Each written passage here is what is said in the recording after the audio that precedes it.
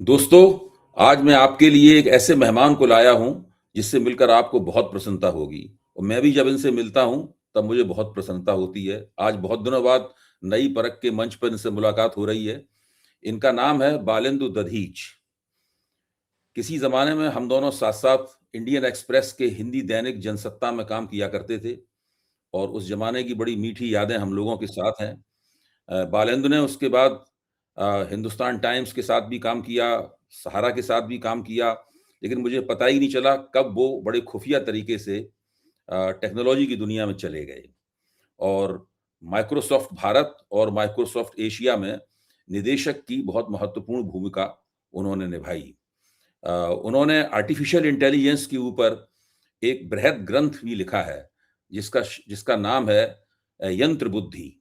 बालेंद्र जी दिखाइए, यंत्र बुद्धि आम तौर पर आर्टिफिशियल इंटेलिजेंस के बारे में लोगों को हिंदी में जानकारी नहीं मिलती है, लेकिन अगर आप बालेंद्र दधीच शर्मा की ये पुस्तक पढ़ेंगे, तो अब आपको मालूम पड़ेगा कि दरअसल अंदर से बाहर तक बालेंद्र इसमें कितने गहरे बैठे हुए हैं।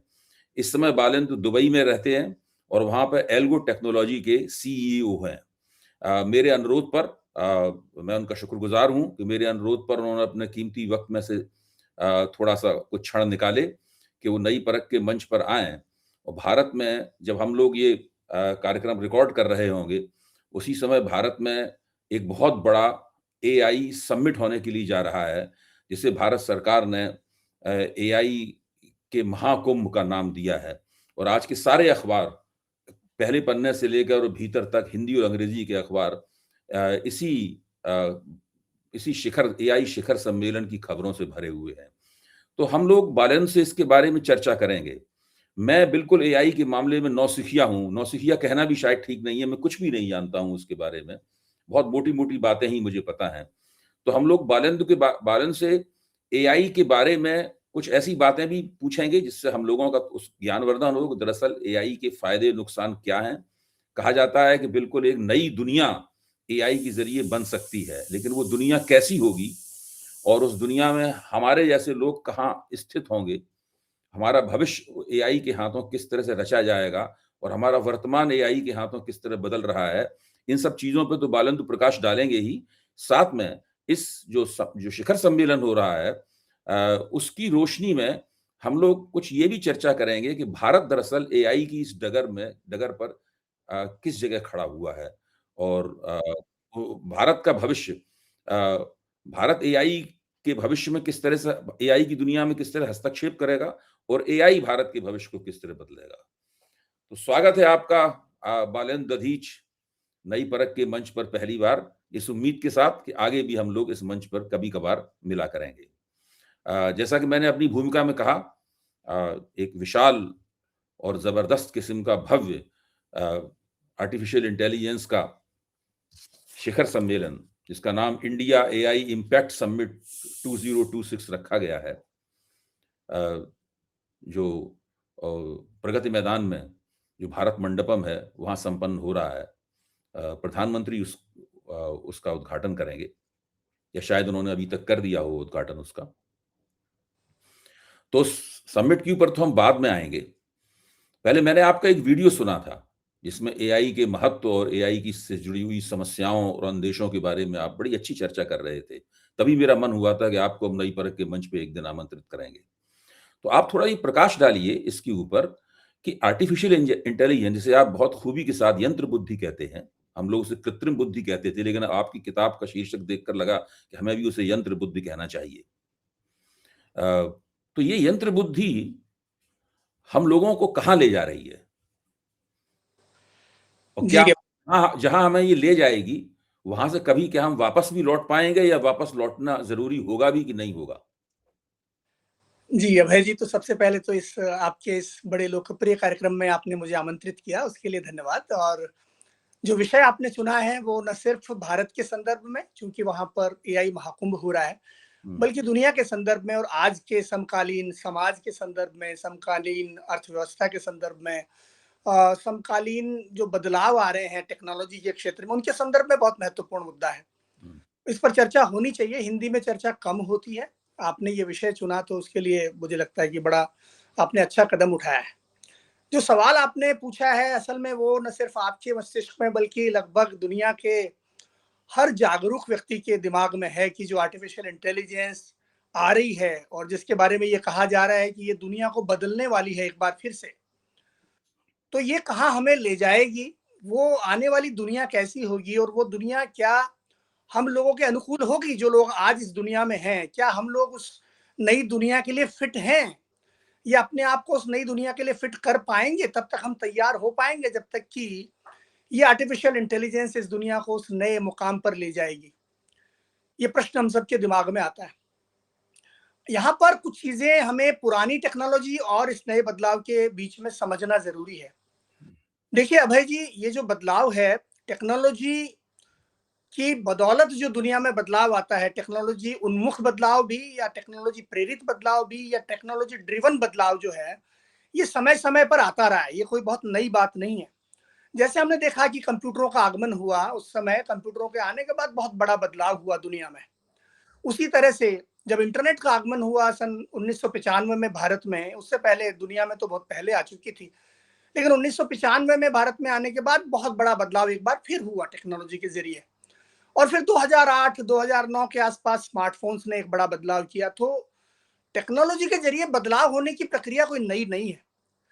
लेकिन अब जो बदलाव आ रहा है, जिसको आप एक चौथा बड़ा बदलाव मान सकते हैं डिजिटल टेक्नोलॉजीज़ के ज़रिए दुनिया में आने वाला, ये बदलाव उन बदलावों से अलग है। उसकी वजह ये है कि जो कंप्यूटरों का बदलाव आया, इंटरनेट का बदलाव आया, स्मार्टफ़ोन से बदलाव आया, उन बदलावों ने हमें अपने आप को तैयार करने के लिए, उन नई परिस्थितियों के लिए तैयार होने के लिए बहुत अच्छा खासा समय दिया था। कंप्यूटरों के आगमन के बाद हमारे पास एक आध दशक का समय था कि हम अपने आप को अपग्रेड करते, नई चीज़ें सीखते और फिर कंप्यूटरों के ज़रिए हम काम करते, जो हमने किया। वही बात इंटरनेट पर लागू हुई, वही बात स्मार्टफ़ोन्स पर लागू हुई, लेकिन आर्टिफ़िशियल इंटेलिजेंस जो बदलाव ला रही है, वो इतना तेज़ बदलाव है कि संभवतः हमें समय नहीं मिल रहा है उस बदलाव के बराबर आने के लिए या उसको सीखने के लिए। जो टेक्नोलॉजी है वो इतना कुछ तेज़ी से कर रही है कि हम लोग प्राय आम आदमी समझ नहीं पा रहा, उससे पहले कुछ नया आ जाता है। वो नया कुछ सीख पाए, अपने आप को अपग्रेड कर पाए, रीस्किल कर पाए, अपस्किल कर पाए, उसका समय उसके पास नहीं है। जबकि इन बदलावों से जो दुनिया पर प्रभाव पड़ने वाला है वो शुरू हो चुका है। अब ये प्रभाव दोनों प्रकार के हो सकते हैं, जैसे सकारात्मक प्रभाव जो दूरगामी होंगे। फिलहाल ये जो सकारात्मक प्रभाव है, इनको देखकर आम आदमी बड़ा उत्साहित है, प्रसन्न है कि मैं अपना एक छोटा-सा काम एआई से करवा लेता हूँ। जैसे आर्टिफ़िशियल इंटेलिजेंस के ज़रिए लोग फ़ेसबुक पर अपने चित्र बनाकर डाल देते हैं, तरह-तरह के अपने अलग-अलग रूपों में, कुछ लिखवा कर डाल देते हैं, छोटे-मोटे काम वो करने लगे हैं और उससे खुश हैं। लेकिन ये छोटे बदलाव हैं, ये बदलाव करते समय या इनका लाभ उठाते समय आम आदमी ये नहीं सोच पा रहा है कि अंततः ये प्रक्रिया कहाँ जा रही है। तो दोनों तरह के इसमें बदलाव हैं। दूरगामी जो बदलाव हैं वो अर्थव्यवस्था के लिए भी हैं, वो हमारी कंपनियों के लिए हैं, कॉर्पोरेशंस के लिए है, सरकारों के लिए है, समाजों के लिए है, दूरगामी। जैसे उदाहरण के तौर पर ये माना जाता है कि जो दुनिया की जीडीपी है उसमें पीडब्ल्यूसी का एक एस्टिमेट है, वो कहता है कि 7% की वृद्धि हो सकती है अगले 4 साल के भीतर, यानी 2030 के भीतर। और 7% की वृद्धि एआई से आना, जिसको हम पहले कुछ कंसीडर ही नहीं करते थे, एक बड़ा बदलाव होगा। वो हर क्षेत्र में बदलाव करेगा दुनिया में, क्योंकि जब जीडीपी बढ़ जाएगी इतनी ज़्यादा तो बड़ा बदलाव आना अवश्यंभावी है। लेकिन दूसरी तरफ अच्छा, इसको इस रूप में भी देख सकते हैं कि 2030 के आसपास या वहां तक दुनिया की जो अर्थव्यवस्था है लगभग 15 से 20 ट्रिलियन आगे बढ़ चुकी होगी एआई की बदौलत, ऐसा माना जाता है। और लगभग 170 मिलियन या 17 करोड़ नई नौकरियां भी इस दौरान पैदा हो सकती है। तो ये एक पॉजिटिव एस्पेक्ट है इसका। लेकिन दूसरी तरफ जो है इसका एक नेगेटिव एस्पेक्ट है, और वो एस्पेक्ट ये है कि सन 2030 तक करीब 30 करोड़ नौकरियां दुनिया में एआई की वजह से खत्म भी हो सकती है। 30 करोड़ नौकरियां, जहां एक तरफ हम कह रहे हैं कि 17 करोड़ नौकरियां आ सकती हैं जो विश्व आर्थिक मंच ने कहा है, लेकिन दूसरी तरफ स्वतंत्र जो एस्टिमेट्स हैं वो कहते हैं कि 30 करोड़ नौकरियां प्रभावित हो सकती है, खत्म हो सकती है 2030 तक। और 8% जो दुनिया की नौकरियां हैं वो खतरे में आ सकती है आर्टिफिशियल इंटेलिजेंस की बदौलत। तो दोनों पहलू हैं इसके। अर्थव्यवस्था में इससे सकारात्मक प्रभाव पड़ने की उम्मीद है, लेकिन दूसरी तरफ जो नौकरियों का जाना है, वो जाना भी अर्थव्यवस्था को दूसरे तरीकों से प्रभावित करेगा। जैसे डिफ्लेशन आने की संभावना हो सकती है, जैसे बाजार में या हमारी जो अर्थव्यवस्था है उसमें धन कैसे जाएगा यदि इतने बड़े पैमाने पर लोग नौकरियां खो देंगे, तो वो कहाँ से आएगा? इस तरह की दोनों प्रकार की चिंताएं हैं।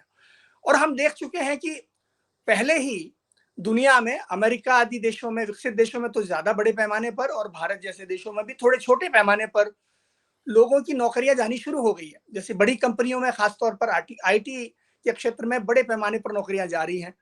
लेकिन अब धीरे धीरे ऐसे क्षेत्रों में भी नौकरियां जानी शुरू हो गई हैं जहां पहले ये सोचा नहीं गया था कि यहाँ भी आर्टिफिशियल इंटेलिजेंस का ऐसा प्रभाव होगा। जैसे मार्केटिंग के क्षेत्र में जाने लगी हैं, कस्टमर केयर के क्षेत्र में नौकरियां जाने लगी हैं, जो सेवा से जुड़े हुए क्षेत्र हैं।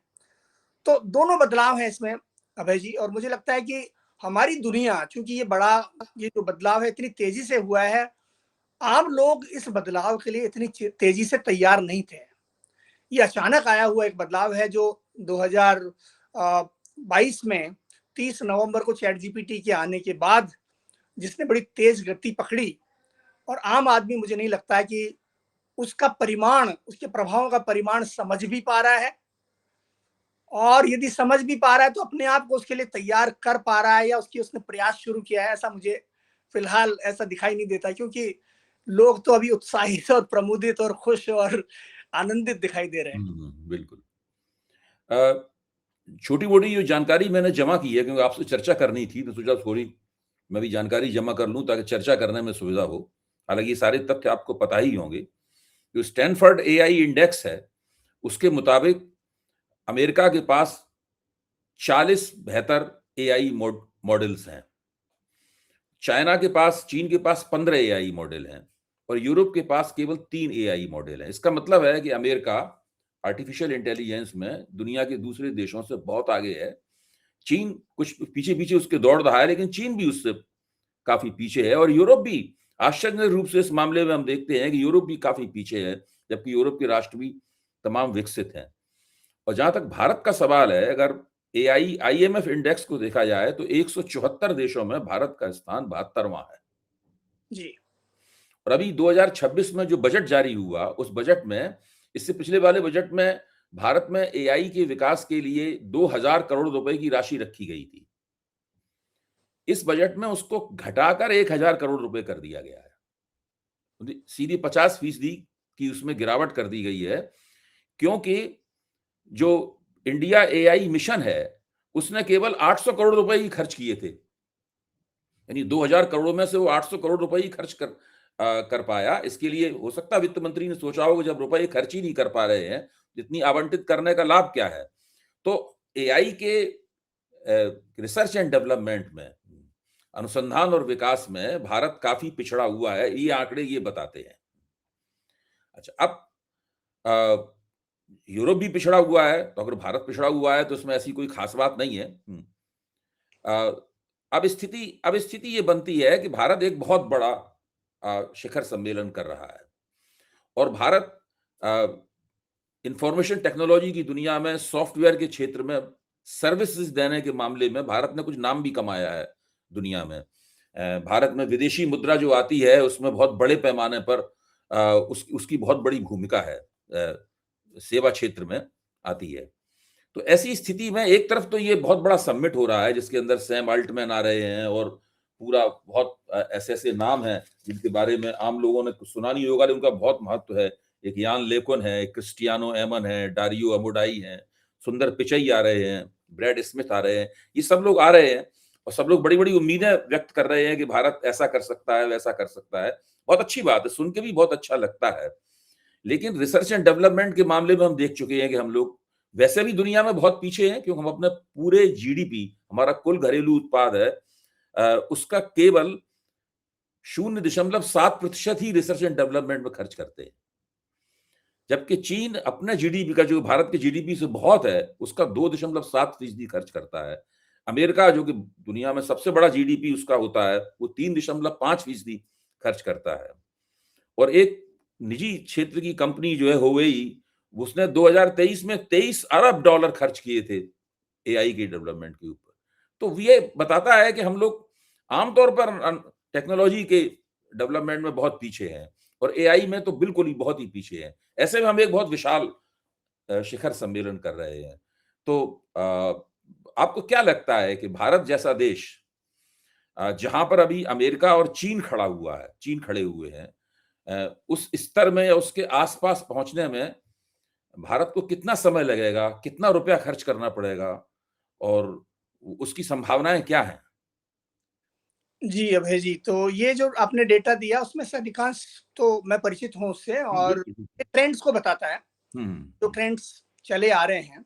हुँ, यहाँ पर जो एआई की दुनिया में जो बड़े बदलाव हो रहे हैं, जैसे आपने सही कहा कि अमेरिका का दबदबा है, अमेरिका के हुँ, जो एआई मॉडल्स हैं, वो इस समय सबसे आधुनिक भी हैं हुँ, और उनकी संख्या भी सबसे ज़्यादा है।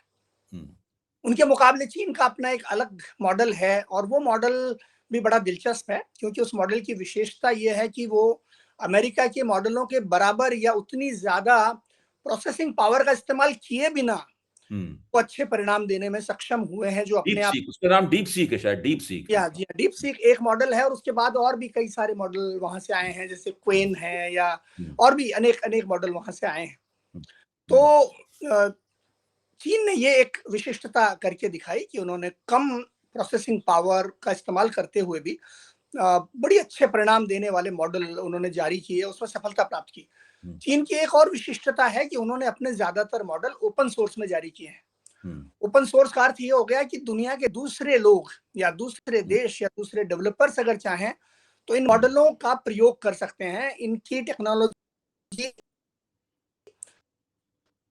खुली किताब है एक तरह से, ऐसा ऐसा वो दिखा रहे हैं दुनिया की मॉडल एक प्रोप्राइटरी स्पेस में आते हैं। वहाँ चीन के जो मॉडल हैं उसमें से अधिकांश ओपन सोर्स में है जो कि एक बड़ी आश्चर्यजनक चीज भी है कि ऐसा ऐसी उम्मीद नहीं की जाती थी कि आज के दौर में कोई बनाएगा और उसको सबके लिए हुँ, उपलब्ध करा देगा। हुँ, तो उपलब्ध चीन कर बहुत देगा। हुँ, क्या है, चीन की जो बढ़त है हुँ, एआई में वो अनेक कारणों से है। अभय जी, और मैं उसके बाद भारत पर भी आऊंगा। हुँ, चीन ने चीज को बहुत पहले भांप लिया था। 2017 में उनका नेशनल एआई मिशन आया था और हुँ, उसमें लगभग ऐसा कहा जाता है कि $150 बिलियन का निवेश 2017 से ही हो रहा है। हुँ, तो आप सोचिए, और जबकि भारत में हमारे यहाँ पर जो इस समय हमने इसके लिए ईयरमार्क किया हुआ है वो लगभग $1.25 बिलियन हुँ, की रकम है। तो अमेरिका से, चीन से हुँ, तुलना करते हुए हमारी जो धनराशि का जो आवंटन है वो आप कल्पना कर सकते हैं कि बहुत कम है। बहुत कम। और उसमें से भी यदि पूरा खर्च नहीं होता तो फिर एक वो चिंता का विषय हो हुँ, जाता हुँ, है। भारत में जो भारत की अपनी एक विशिष्टता है, इसको हमें इग्नोर नहीं करना चाहिए, अनदेखा नहीं करना चाहिए। भारत की विशिष्टता ये है अभय जी कि हमारे यहाँ पर जहाँ पर अमेरिका अपने शोध और डेवलपमेंट के मामले में बहुत आगे है हुँ, और चीन जो है वो उसके पीछे पीछे चल रहा है या उसका अनुसरण करने की कोशिश कर रहा है लगभग उसी मॉडल की। तो ये दोनों शोध और विकास के काम में हुँ, काफी आगे बढ़े हुए हैं, लेकिन भारत के सामने जो अपॉर्चुनिटी है या अवसर है वो है एक एआई का प्रयोक्ता के रूप में आगे जाने की। कि क्योंकि भारत के पास यदि हम एआई का प्रयोग, एआई का इस्तेमाल करने वाले के रूप में। हुँ, जी हाँ, इस्तेमाल करने में अगर हम आगे बढ़ जाते हैं, हुँ, तो वो भी एक बड़ा अवसर है हमारे पास, क्योंकि अंततः एआई जो बनाई जा रही है उसके 2 पक्ष हो सकते हैं। एक प्रदाता यानी देने वाला पक्ष हुँ, जो है और दूसरा लेने वाला या उसका इस्तेमाल करने वाला। हुँ, दोनों ही मामलों में अवसर हैं। तो एक अवसर तो हमें ये मिलता है कि क्या हम अपने देश को बदल सकते हैं एआई का प्रयोग करते हुए? हुँ, क्या हमारी बहुत बड़ी आबादी, चूँकि हम कहते हैं कि हमारे यहाँ पर युवाओं की आबादी के मामले में हम दुनिया में बहुत आगे हैं, हुँ, लगभग सबसे आगे हैं। क्या हम युवाओं की इस आबादी को एआई के साथ जोड़ सकते हैं, उसको स्किल करते हुए इनको माहिर बना सकते हैं हुँ, एआई का लाभ उठाने में? क्योंकि अंततः एआई परिणाम देती है, इंसान के परिणामों को कई गुना बढ़ाने में सक्षम है।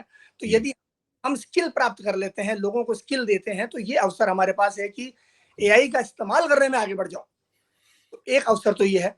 हुँ, दूसरा हमारे पास एक बड़ा अवसर ये है इंफ्रास्ट्रक्चर का, हुँ, क्योंकि हमारे यहाँ पर अभी भी लागत कम है, श्रम जो है वो अभी भी सस्ता है भारत में हुँ, और हमारे यहाँ पर अ, बिजली आदि की भी अब उपलब्धता ठीक-ठाक हो गई है। इंफ्रास्ट्रक्चर के मामले में हम दुनिया का एक हब बन सकते हैं कि हुँ, हम ऐसे सिस्टम बनाएँ जहाँ पर बाहर की कंपनियाँ आएँ हुँ, और यहाँ पर अपने अपने डेटा सेंटर्स बनाएँ जिनको भारत एक अच्छा माहौल प्रदान करे और वो डेटा सेंटर्स यहाँ से चले, यानी दुनिया में वो उपलब्ध करा रहे हैं आर्टिफिशियल इंटेलिजेंस को, लेकिन वो आर्टिफिशियल इंटेलिजेंस भारत में होस्ट की गई है, यहाँ पर रखी गई है, यहाँ पर वो चल रही है। तो ये दो बड़ी उपलब्धियां मुझे लगता है कि भारत अर्जित कर सकता है यदि इस दिशा में जाता है। और आपने देखा ही होगा कि लगभग 52.5%, लगभग 52.5 बिलियन डॉलर का निवेश हाल ही में दुनिया की कुछ प्रमुख कंपनियों ने भारत में घोषित किया है, माइक्रोसॉफ्ट ने, अमेजॉन ने और गूगल ने, और वो इसी क्षेत्र में आ रही है, इंफ्रास्ट्रक्चर तैयार करने में। तो वो भारत में अनेक स्थानों पर डेटा सेंटर लाएंगी और वहां पर वो निवेश करेंगी। आप इंफ्रास्ट्रक्चर की बात कर रहे हैं, तो कौन सा इंफ्रास्ट्रक्चर एआई के जरिए सबसे अच्छी तरीके से तैयार हो सकता है, या सभी क्षेत्रों में एआई का इस्तेमाल है? जी, तो मुख्यतः डेटा बनाए जाएंगे अभय जी, और जो डेटा सेंटर्स हैं एआई के मॉडलों को होस्ट कर सकते हैं, एआई का मॉडल तैयार करने में वो मदद कर सकते हैं। जो डेटा इकट्ठा किया जाता है उसको एनालिसिस करके एआई मॉडल्स बनाना, फिर उनको होस्ट करना, उनके जरिए सेवाएं देना, और ये विभिन्न क्षेत्रों में हो सकता है, किसी एक क्षेत्र तक सीमित नहीं होगा। तो ये इंफ्रास्ट्रक्चर, मैं इसकी बात कर रहा हूँ। अच्छा। आर्टिफिशियल इंटेलिजेंस को कहीं पर होस्ट करने की जरूरत है। डेटा सेंटर्स है, ये सबसे ज्यादा कीमती चीज है जिस पर सबसे ज्यादा खर्च आता है आर्टिफिशियल इंटेलिजेंस की दुनिया में। अब तक ऐसा माना जाता है कि लगभग 200 अरब डॉलर का निवेश जो है दुनिया की बड़ी कंपनियां इन चीजों पर कर चुकी हैं। तो ये एक अवसर भारत के लिए बनता है यदि हम उसके लिए अच्छा अवसर प्रदान करें, अच्छा इंफ्रास्ट्रक्चर के लिए एक अनुकूल परिस्थितियां प्रदान करें। अब ये अनुकूल परिस्थितियां क्या है? जैसे हम बिजली की उनको निर्बाध सप्लाई दे सकें, हम इन कंपनियों को अपने डेटा सेंटर स्थापित करने के लिए जमीनें उपलब्ध करा सकें, जैसे हम वहां पर सड़कों का जाल बना सकें, जैसे हम जो लाल फीताशाही है उसको समाप्त करके इनको तेजी से अपना काम करने के लिए हम सक्षम बना सकें हमारे देश में। ईज ऑफ डूइंग बिजनेस इसको बोलते हैं, ईज ऑफ डूइंग बिजनेस। और इसी तरह से जैसे हम उनको कामगार उपलब्ध करा सकें, अच्छे कुशल जो कर्मचारी हैं वो उपलब्ध करा सकें, तो ये अगर भारत कर सका तो हम इससे लाभ उठाने की स्थिति में आ सकते हैं। सॉफ्टवेयर इंजीनियर्स तो भारत में बहुत हैं। भारत में नौजवानों की महत्वाकांक्षा होती है सॉफ्टवेयर इंजीनियर बनने की, और वो बनते हैं भी बहुत, सारी दुनिया में भारतीय हैं बहुत ज्यादा। अभी मैं यूएस गया था, 1 महीना घूम के आया यूएस में, तो वहां जिसको जो मिलता था रेस्तराओं में सब जगह, ज्यादातर लोग सॉफ्टवेयर इंजीनियर होते थे। जी, भारत में लगभग 50 लाख सॉफ्टवेयर इंजीनियर्स पैदा होते हैं नियमित रूप से लगभग हर साल। हद तक हमारे यहाँ पर ग्रेजुएट्स आते हैं इस दुनिया से, तो बहुत बड़ा पूल है। लेकिन एआई का जो पूल है वो थोड़ा सा अलग है, थोड़ा सा उसमें उस पर एक स्पेशलाइजेशन करने की जरूरत है, उस दिशा में इन लोगों को जाने की जरूरत है। हमारे जो ग्रेजुएट्स हैं, इनको आईटी के जो ग्रेजुएट्स हैं इनको, तो वो पूल जो इनको इन कंपनियों के अनुरूप हो वो हम अगर उपलब्ध करा सके तो ये सारी आवश्यकताएं यदि हम पूरी कर सके तो एक संभावना बनती है। भारत के लिए एक लाभ की स्थिति ये भी है कि एक तो हमारे यहाँ सबसे बड़ा टैलेंट पूल है, इतने बड़ी संख्या में लोग हैं। दूसरा, जो एक एआई का जो ग्लोबल एक इकोसिस्टम है उसमें भारत के लोग काफी ऊपर हैं, जैसे सत्य नडेला, सुंदर पिचई आदि की जो बात होती है, तो वो भी एक लाभ की स्थिति एक पैदा होती है। हमारे लोगों को एक इंस्पिरेशन मिलता है उससे, और साथ ही साथ उनकी तरफ से समर्थन भी आता है, एक नैतिक समर्थन मान लीजिए, इनडायरेक्ट समर्थन मान लीजिए आदि। तो ये चीजें हमारे यहाँ पर हैं। लेकिन भारत का जो रास्ता है वो रास्ता हमें अमेरिका और चीन से प्रतिद्वंदिता करने के रास्ते में जाने में हमारा लाभ नहीं है, क्योंकि हम उस स्थिति में नहीं है। एक तो हमारे यहाँ उस तरह का बजट ही नहीं है, उस किस्म का बजट ही नहीं दिया गया है कि हम भी इस होड़ में पड़ जाएं कि अमेरिका ने इतने जबरदस्त चैट जीपीटी और जेमिनी और क्लॉड जैसे मॉडल बनाए, तो और जैसे चीन ने क्वेन और डीप सीक आदि मॉडल बनाए हैं, किमी आदि बनाए हैं, तो भारत भी इसी तरह के मॉडलों की दुनिया में चला जाए और दुनिया को अपने मॉडलों को उपलब्ध कराए। लेकिन मैंने बालेंद्र सुना है, माफ कीजिए बीच में बोल रहा हूँ, कि जब चीन ने डीप सीक मॉडल का अनावरण किया तो यहाँ पे चर्चा हुई कि ये भी कोई एक स्वदेशी एलएलएम मॉडल बनाएंगे। तो एलएलएम मॉडल क्या है, इस पर भी थोड़ा प्रकाश डाल दीजिए, मुझे भी इसके बारे में कुछ नहीं पता है एलएलएम नाम के अलावा। जी जी, बिल्कुल सही कहा आपने कि जब डीप सीक का आगमन हुआ तो उससे दो तरह की भावनाएं दुनिया के आईटी बाजार में भी और समाजों में भी पैदा की। पहली भावना तो ये थी कि अमेरिका के सामने एक चुनौती आ गई है, क्योंकि अब अमेरिका ने, जैसे उदाहरण के तौर पर, चीन को बड़े उन्नत किस्म के जो चिप्स होते हैं जो एआई में इस्तेमाल होते हैं, उनको देने पर रोक लगा रखी है कि वो उनको नहीं दिए जाएँगे, क्योंकि वो हमारी जो बढ़त है उस पर एक खतरा आता है। इसके बावजूद चीन ने अपेक्षाकृत कम शक्ति के जो प्रोसेसर्स थे उनका प्रयोग करते हुए डीपसीक को बनाया। तो एक तो ये आया इससे भावना कि अमेरिका के आधिपत्य को या विशेषाधिकार को चुनौती मिल रही है, जिसकी वजह से आपने देखा होगा कि उस समय बाजार एकदम से दुनिया का बाजार डाउन आ गया था। अमेरिका के सारे आईटी के एआई के जो शेयर हैं वो एकदम से गिर गए थे इस चुनौती को देखते हुए। लेकिन दूसरी तरफ जो विकसित नहीं है देश, विकासशील देश है भारत जैसे, उसमें एक उम्मीद की किरण भी पैदा हुई कि हम भी जब कुछ कर सकते हैं। कम संसाधनों से चीन ऐसा कर सकता है तो हम भी कर सकते हैं। लेकिन अब वो ध्यान देना पड़ेगा कि हमारी दृष्टि कितनी गहरी है और कितना ज़्यादा हम इसके भीतर जाते हैं। क्या हम सिर्फ योजनाएँ बनाते हैं, बातें करते हैं और या फिर हम वास्तव में उन योजनाओं में आगे डीप जा भी सकते हैं या नहीं जा सकते हैं। बात इस पर निर्भर करती है। ये एक कसौटी है जिस पर हमको कसा जाएगा। खाली बातों से इन क्षेत्रों में हम बहुत आगे नहीं बढ़ सकते।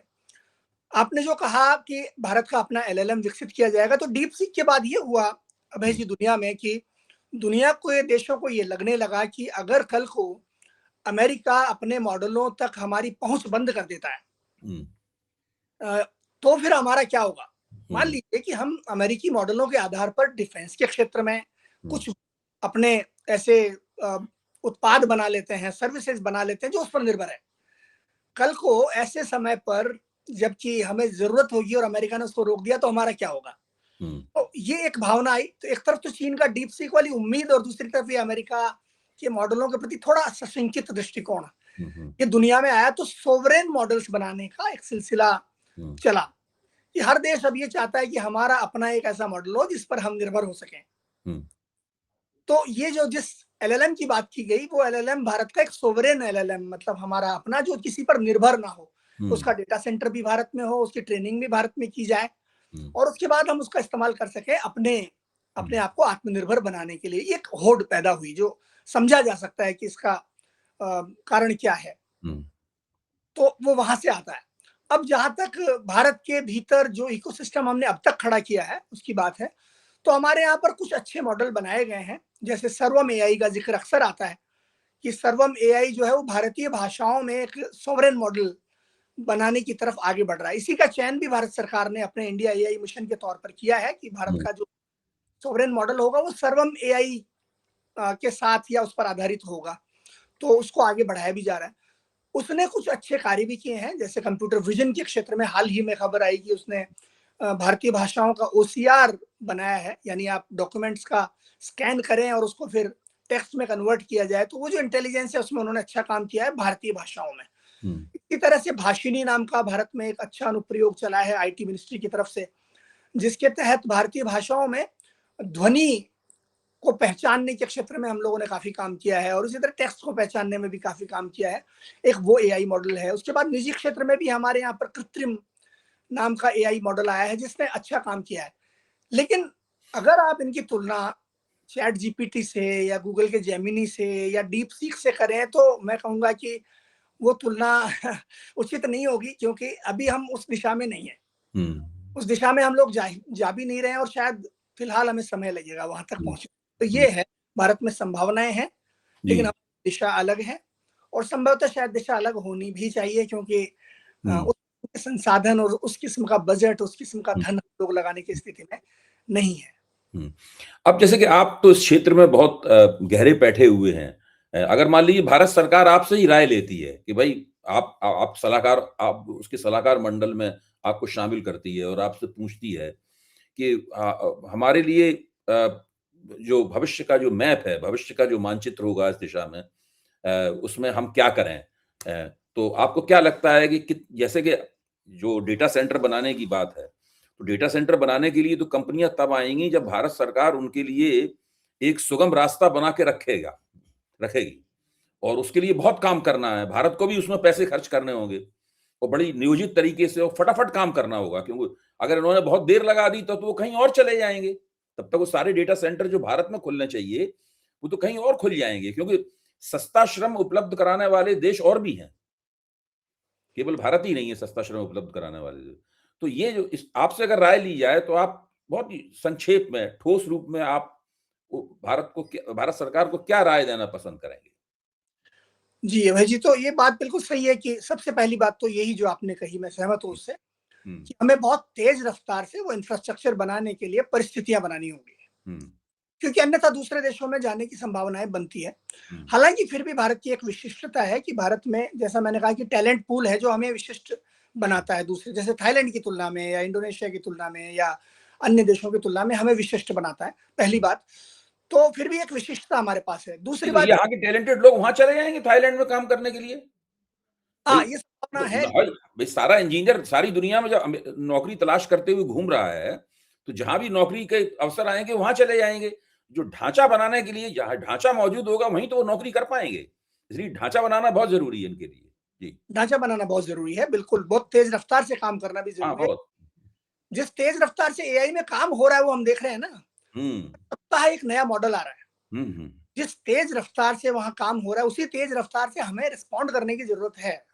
खाली मतलब ये खबरों के लिए या हुँ, सिर्फ़ हुँ, ये दुनिया में अपने आप को एक होड़ में दिखाने के लिए नहीं, बल्कि ज़मीन पर हमको बड़े बदलाव लाने की ज़रूरत है। तो ये तो पहली बात होती है। हुँ, दूसरी बात ये है कि हमारे यहाँ पर जैसे एआई का टैलेंट पूल की मैंने आपसे बात की। दूसरा एक बड़ा विशिष्टता हमारी है कि डेटा हमारे यहाँ बहुत है। बहुत है। जो हमारा देश डेटा पैदा कर रहा है, क्योंकि इतने लोग, लगभग 1 अरब से ज़्यादा लोग मोबाइल फ़ोन पर हैं। हमारी हुँ, 1.5 अरब की आस-पास आबादी में से 1 अरब से भी ज़्यादा, लगभग सवा अरब लोग मोबाइल फ़ोन से जुड़े हुए हैं और डेटा बना रहे हैं। हुँ, हर किस्म का डेटा है, तो वो भी एक विशिष्टता है हमारी। हुँ, तो कुछ विशिष्टताएँ हमारी है, सस्ता श्रम भी हमारी विशिष्टता है। तो हुँ, तेज़ रफ़्तार से हमें अपने आप को एआई एक इंफ्रास्ट्रक्चर या हब बनाने की दिशा में आगे जाना चाहिए, ये एक बात मैं कहूँगा। हुँ, दूसरी बात, सोवरेन एआई के क्षेत्र में हमें निवेश बढ़ाना होगा। ऐसे लोगों को आगे लाना होगा, जैसे दुनिया में जो हमारी प्रतिभाएँ गई हुई है, उनको लाएँ भारत में। हुँ, उनको मौका दें कि आप आइए यहाँ पर गाइड कीजिए। आप जैसे हमारे अरविंद जो हैं, जो परप्लेक्सिटी के सीईओ हैं, भारत से अमेरिका जाते हैं और वहाँ पर परप्लेक्सिटी नाम का एक मॉडल जो हुँ, लेकर के आए वो बना देते हैं। तो ऐसे लोग भारत के हैं, उनको भारत से जोड़िए, उनको वापस लाने की कोशिश कीजिए। अगर वो नहीं तो कोई दूसरे लोग।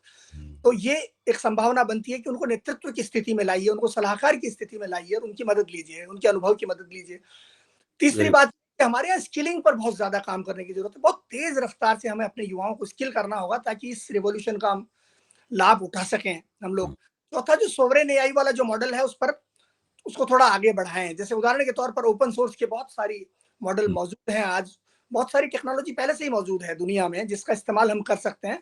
लेकिन उसमें अपना खुद का योगदान देने के लिए हमारे यहाँ पर निवेश करें, हुँ, शोध के क्षेत्र में, डेवलपमेंट के क्षेत्र में उसको बढ़ावा दें। जैसे 0.7% आपने ज़िक्र किया, हुँ। क्या हम भी 2.5%, 2% तक जा सकते हैं इस दिशा में? वो कुछ दीर्घकालीन कार्य हमें करने होंगे, जिन पर ध्यान देने की ज़रूरत है। बजट घटाना नहीं, बल्कि इस पर बजट बढ़ाने की ज़रूरत है हमें, अगर हम। बिल्कुल, बिल्कुल, बिल्कुल। अच्छा अभी अब हम चर्चा के आखिरी पड़ाव में पहुँच गए हैं। जो हमारा एआई का महाकुंभ हो रहा है, तो आम तौर पे दुनिया में 3 पहलू हैं एआई से संबंधित जिनकी ऊपर अभी पिछले दिनों जो कॉन्फ्रेंसेस हुई हैं दुनिया में, उसमें एक है इम्पैक्ट, दूसरा सॉवरेनिटी इसका अभी आपने ज़िक्र किया और तीसरा है सेफ्टी। मतलब एआई से पैदा होने वाले अंदेशों के खिलाफ, एआई से होने वाले नुकसानों के खिलाफ पेशबंदी करना, हेजिंग करना उसके खिलाफ। तो ये देख के मुझे थोड़ा-सा ताज्जुब हुआ कि भारत में जो समिट हो रहा है, उसमें इम्पैक्ट और सॉवरेनिटी के ऊपर तो फोकस है, लेकिन उन्होंने सेफ्टी के एस्पेक्ट को डिफोकस कर दिया है। ऐसा क्यों किया गया? जबकि भारत जैसे देश में तो भारत ज तो पहले से वल्नरेबिलिटी दुर्बलता कई मामलों में भारत की है, क्योंकि हमारा समाज जिस तरीके का है उसमें अगर हम ध्यान नहीं रखेंगे, तो हम हो सकता है कि जो किस फ़ायदा होने की बजाय हमें कहीं नुकसान ज़्यादा होते हुए दिखाई पड़ जाए। तो सेफ्टी को इतना डिफोकस क्यों किया है इन्होंने? इसके पीछे क्या कारण हो सकता है? कुछ सोच के ही किया होगा उन्होंने। जी, सेफ्टी को डिफ़ोकस करना तो मेरी जानकारी में नहीं है कि ऐसा किया हुँ, गया है, लेकिन करना नहीं चाहिए अगर किया गया है हुँ, तो। हुँ, क्योंकि सेफ्टी बहुत महत्वपूर्ण है। हुँ, उदाहरण के तौर पर एआई से जो बड़े खतरे आ रहे हैं, हुँ, उसमें नौकरियाँ जाने का खतरा तो है ही, वो तो सबके हुँ, दिमाग में है कि नौकरियाँ ना चली जाएँ। और हुँ, सारा जो माहौल बदल रहा है, उसमें कुछ ऐसे ऐसे सेंटर ना बन जाए, पावर सेंटर, जो हमारे नियंत्रण से बाहर हों, लेकिन हमें डायरेक्टली या इनडायरेक्टली वो हुँ, गवर्न कर रहे हों। ये ऐसे ना बन जाएँ जिनके बारे में हमें पता भी ना हो। हुँ, तो ये चीज़ें तो है ही। हुँ, लेकिन साथ ही साथ में जो डेटा जा रहा है उस डेटा की निजता, जैसे भारत का डेटा अगर दुनिया में जा रहा है तो उस डेटा के भीतर हमारे जो तथ्य हैं, हमारी जो वल्नरेबिलिटीज हैं, जो सेंसिटिविटीज है वो मौजूद है। उन डेटा की सुरक्षा करना या उसको एक उसका कोई दुरुपयोग ना हो जाए, ये बहुत महत्वपूर्ण तत्व है हमारे लिए, इसको सुनिश्चित करना। तो सेफ्टी का जो कोण है वो तो बहुत जरूरी है। उदाहरण के तौर पर गोपनीयता का मुद्दा है। मान लीजिए कि ऐसे एआई सिस्टम्स हैं जो हमारे डेटा को इकट्ठा कर रहे हैं इनडायरेक्टली, क्योंकि अब इनकी शक्ति इंटरनेट सर्च इंजनों जैसी नहीं है कि इंटरनेट सर्च इंजन तो सिर्फ उस सामग्री को देख पाते थे जो कि इंटरनेट पर पब्लिकली अवेलेबल है। लेकिन अगर मान लीजिए कि एआई के सिस्टम डेटा का इस्तेमाल कर रहे थे, उससे काफी भीतर तक जाने में वो सक्षम होंगे, है ना। तो जैसे मान लीजिए कि विदेशी एआई का प्रयोग ऐसे संवेदनशील कार्यों को करने वाले संस्थानों में किया जा रहा है, तो वहां से कौन सा डेटा एआई किस तरह से ले रही होगी, कहाँ प्रयोग कर रही होगी, इसको लेकर के एक ब्लैक बॉक्स है जिसके बारे में हमें जानकारी नहीं। तो डेटा की गोपनीयता, डेटा की निजता, हमारी संप्रभुता से जुड़े हुए मुद्दे जो डेटा के भीतर हैं, डेटा का बाहर जाना और उसका दुरुपयोग हो जाना, ये सब डेटा सेफ्टी से जुड़ी हुई जो कंसर्न्स हैं, न सिर्फ आम आदमी से जुड़ी हुई बल्कि देशों से, सरकारों से, समाजों से जुड़ी हुई कंसर्न्स भी है जो बहुत महत्वपूर्ण है। इनको प्राथमिकता देने की जरूरत है, इनको डिफोकस करने की जरूरत नहीं है। ये तो सबसे महत्वपूर्ण मुद्दों में से एक है। हालांकि भारत में ऐसा माना जाता है कि हमारे यहाँ पर सोशली रिस्पॉन्सिबल एआई के मामले में भारत ने कई साल पहले पहल की थी, तो यदि हम इससे दूर हटेंगे तो उचित नहीं होगा, क्योंकि हमको इस दिशा में अग्रणी रहना है। क्योंकि पारंपरिक रूप से भी यदि आप देखें, भारत ऐसे मुद्दों में, आप गुट निरपेक्ष आंदोलन को ले लें या उसके बाद अन्य मुद्दों में, आप राजनीतिक क्षेत्र से सामाजिक रूप में देखिए, तो ऐसे मुद्दों पर जो कि सामाजिक रूप से महत्वपूर्ण है, संवेदनशील है, भारत अक्सर उनको उठाने में आगे रहा है। तो हमें आगे रहना भी चाहिए, ये एक आवश्यकता है इस संदर्भ में भी। बाकी जो दो बातें थी, सोवरेन एआई महत्वपूर्ण है क्योंकि हम वल्नरेबल ना हो जाएं, दूसरों पर निर्भर ना हो जाएं, और कल को ऐसा ना हो कि एक तार काट दिया जाए, हमारे यहाँ का तार काट दिया जाए और हम बिल्कुल अंधेरे में चले जाएं, वो स्थिति ना आए। इसलिए सोवरेन एआई पर ध्यान देना जरूरी है। इम्पैक्ट का जहां तक सवाल है, मैं ये कहूंगा कि हमें लगभग हर व्यक्ति को एआई के इम्पैक्ट के बारे में जागरूक होने की जरूरत है, तभी हम अपने आप को उसके दुष्प्रभावों से बचा सकेंगे। जैसे देखिए अभय जी, ऐसा माना जाता था पहले कि आर्टिफिशियल इंटेलिजेंस के आने से क्या होगा कि शायद व्हाइट कॉलर जॉब्स जो है उन पर प्रभाव पड़ेगा, और कम से कम जैसे इलोन मस्क ने भी कहा कि if you are not moving thing then you might lose your job. मतलब अगर आप हाथ का काम नहीं कर रहे, श्रम का काम नहीं कर रहे, तो एआई जो है आपको अपने काम से अलग कर सकती है। लेकिन अब ऐसा होने जा रहा है, जो हम देख रहे हैं कि एआई का जो प्रभाव आया, वो पहले ऐसा माना जा रहा था कि शायद छोटे स्तर के जो लोग हैं, क्लर्क आदि हैं, ये डिस्प्लेस होंगे एआई से, लेकिन नहीं, बड़े स्तर के जो लोग हैं वो भी डिस्प्लेस हो रहे हैं, क्योंकि वो एनालिसिस करने में सक्षम है, वो आपको बहुत गहरी बातों का विश्लेषण करके परिणाम देने में सक्षम है, इस तरह के काम करने में सक्षम हो रही है। तो एक तो दोनों तरह के लोग, white collar as well as blue collar, दोनों को डिस्प्लेस होने का खतरा है। दूसरा क्या है कि ऐसा नहीं है कि जो मेहनत करने वाले लोग हैं, जैसा इलोन मस्क ने कहा कि if you are not moving something then you might be replaced by, नहीं, यहां तक कि जो लोग मूव कर रहे हैं चीजों को, वो भी रिप्लेस हो सकते हैं, क्योंकि रोबोट्स भी आ रहे हैं। खाली आर्टिफिशियल इंटेलिजेंस के मॉडल्स जो कंप्यूटर के जरिए, मोबाइल के जरिए आ रहे हैं, वही नहीं, बल्कि रोबोट्स भी आ रहे हैं जो भौतिक काम करेंगे, फिजिकल काम करने में सक्षम है। उस दिशा में भी बहुत तरक्की हो रही है। तो हमारा आम किसान, आम मजदूर, कारखानों में काम करने वाले लोग, स्टोर्स में काम करने वाले लोग, ये भी उतने ही वल्नरेबल हैं आर्टिफिशियल इंटेलिजेंस की बदौलत। तो इस पर भी हमें सोचने की जरूरत है।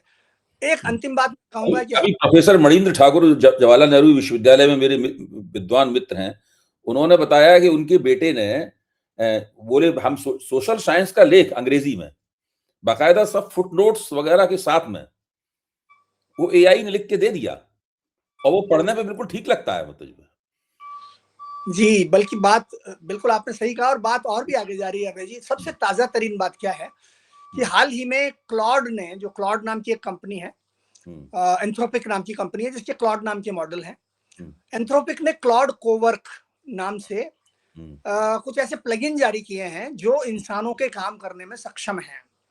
अब वो जब जारी किए गए तो पूरी दुनिया में भूचाल आ गया। अमेरिका के बाजार में नैस्डैक में 200 बिलियन डॉलर या 300 बिलियन डॉलर 300 बिलियन डॉलर एक ही दिन में धराशायी हो गए कंपनियों के, एक ही दिन में। और ये कौन सी कंपनियां थी? आईटी कंपनियां, खासतौर पर आईटी कंपनियां, सर्विस कंपनियां, या जो लीगल कंपनियां हैं वो, फाइनेंशियल कंपनियां, इन कंपनियों के धराशायी हो गए। और हाल ही में आपने देखा होगा कि पिछले सप्ताह ही भारत में जो टीसीएस जैसी कंपनियां हैं या अन्य कॉग्निजेंट और इस तरह की जो कंपनियां हैं, उन्होंने लगभग 1,90,000 करोड़ उनके वैल्यू में से गिरावट हुई है। ये क्लॉड के जो ये मॉडल्स आए हैं इनके बाद हुई है। अब ये मॉडल्स क्या करते हैं कि ये हाई लेवल का जो इंसानों का काम है वो करने में सक्षम है। जैसे आप मान लीजिए एक लीगल फर्म के पास जाते हैं और उस लीगल फर्म को आप कहते हैं कि मेरा ये मुकदमा लड़ना है या मैं ये एक मुकदमा दायर करना चाहता हूं, तो आप उसके लिए पूरा मुझे एक बना कर दीजिए रिपोर्ट। अब आप सोच सकते हैं कि सामान्य अनुवाद से या सामान्य एक रिसर्च से ज्यादा बड़ी चीज है वो। सारी परिस्थितियों का आकलन करना, उसके बाद क्या आपको आर्ग्यूमेंट्स देने हैं और अंत में आपका एक केस तैयार करके देना। क्लॉड कोवर्क जो है वो ये काम कर सकता है इंसान के लगभग बराबर, अगर उससे आगे नहीं तो लगभग बराबर स्थिति में या आसपास स्थिति में कर देने में सक्षम है। तो इस तरह के काम करने वाले मॉडल आ गए हैं, बहुत ताजा, इसी महीने की ये बात है। तो अब इनको देखते हुए बहुत बड़ा शेकअप आने वाला है अभय जी। बल्कि मैं ये कहूंगा कि आपने अपना वीडियो में बताया था बालेंद्र, इसको सुनकर मैं काफी चकित भी हुआ कि जो लोग इन मॉडल को बना रहे हैं उन लोगों की भी नौकरी चली जाती है, क्योंकि उनकी जगह वो अपनी नौकरी खाने वाला ही मॉडल बना रहे हैं। हाँ जी, हाँ, आपने ही कहा था ये। दुखद भी है और ये मतलब आश्चर्यचकित करता है, आश्चर्यजनक भी है कि ऐसा हो रहा है। क्योंकि जो कंपनियां हैं वो ये कर रही हैं कि जो लोग इस समय काम कर रहे हैं उनको एआई मॉडलों के साथ में उन्होंने जोड़ दिया है और एआई मॉडल उनके काम से सीख रहे हैं, जिसका जिक्र हमने सेफ्टी वाले एस्पेक्ट में भी किया। जी जी जी जी। हमारा संवेदनशील डेटा जा रहा है, लेकिन हमारी आदतें, हमारे काम करने के तरीके, हमारे टेम्पलेट्स, हमारा बिहेवियर, ये सब एआई सीख रही है। ये तो बहुत बड़ा खतरा है। इसकी तरफ आपने इशारा किया कि हमें पता ही नहीं चलेगा कि कोई एक शक्ति एआई की वजह से तैयार हो गई है जो हमें संचालित कर रही है या संचालित करने का इरादा रखती है या कभी भी हमारे ऊपर हावी हो सकती है और हमें पता भी नहीं होगा कि हम दरअसल उसके महातत हो गए हैं। बिल्कुल, और रिप्लेस कर दिए गए हैं। हाँ, रिप्लेस कर दिए गए हैं। क्योंकि यहाँ पर देखिए कंप्यूटर और एआई में क्या बड़ा अंतर दिखता है अभय जी। कंप्यूटर ने आकर के आदमी को रिप्लेस नहीं किया, उसने आदमी की क्षमता को बढ़ाया, उसकी उत्पादकता को बढ़ाया। काम आदमी कर रहा था, इंसान ही कर रहा था। बिल्कुल बिल्कुल। एआई इंसान को रिप्लेस कर सकती है, उसकी जगह ले सकती है, और यही सबसे बड़ा खतरा है। मेरे ख्याल से इस बारे में कभी हम बाद में और भी इस नहीं, बिल्कुल, इस पर जरूर चर्चा करेंगे। ये इनका शिखर सम्मेलन हो जाने दें। ये शिखर सम्मेलन के क्या परिणाम निकलते हैं, क्या मान लीजिए कोई घोषणा पत्र वहां जारी होता है या कोई और बात होती है, या वो भारत सरकार उससे क्या प्रेरणाएं ग्रहण करती है, क्या कार्यक्रम बनाती है, उसके आधार पर फिर चर्चा करेंगे। आज की चर्चा तो बहुत ही उम्दा रही। आपने तो मुझे भी काफी सोचने समझने की सामग्री दी है, जो मैं निजी तौर पे भी उसके ऊपर काम कर सकता हूं और अपने साथियों को भी प्रेरित कर सकता हूं कि वो उस दिशा में काम करें। बहुत बहुत धन्यवाद बालेंद्र जी, और बहुत ही अच्छा लगा आपको देख के। पुरानी यादें ताजा हो गई, जब हम लोग साथ साथ दिन और रात की शिफ्ट में काम किया करते थे, अखबार में साथ साथ खाया पिया करते थे, उठते बैठते थे, राजनीतिक, सामाजिक, सांस्कृतिक और साहित्यिक विषयों पर चर्चा करते थे। अब मुझे उम्मीद है कि जब आप कभी हिंदुस्तान आएंगे दुबई से छुट्टियां मनाने के लिए या अपने और परिजनों से मिलने के लिए, तब एक बार मुझे भी मौका देंगे कि मैं आपकी सोहबत कर सकूं। बहुत बहुत शुक्रिया। ये भाई जी, बहुत धन्यवाद आपका, और जरूर मिलते हैं। धन्यवाद, जरूर। नमस्कार। धन्यवाद।